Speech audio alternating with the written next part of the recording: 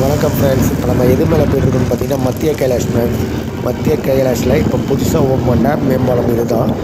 இந்த பாலத்துலேருந்து இப்போ நம்ம ஏற ஸ்டார்ட் பண்ணியிருக்கோம். இந்த பாலத்தில் பாருங்கள், எங்கேயாச்சும் ஒரு இடத்துல ஏதாச்சும் ஒரு குறை இருக்கான்னு பாருங்கள். ஆனால் இதை பயங்கரமாக குறை சொன்னாங்க நிறைய கட்சி, ஓகேங்களா.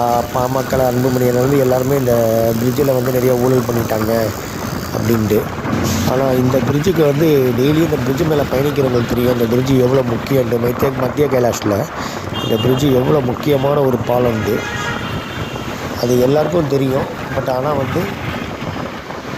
எல்லோரும் தொடர்ந்து குறை சொல்லிட்டு தான் ஃப்ரெண்ட்ஸ் இருக்காங்க. நமக்கு அதில் கொஞ்சம் 2 மிஸ்டேக் இருந்துச்சு. கொஞ்சம் அந்த பாதையில் இந்த காங்க்ரீட்டில் கொஞ்சம் குழி இருந்திருக்கு போல்.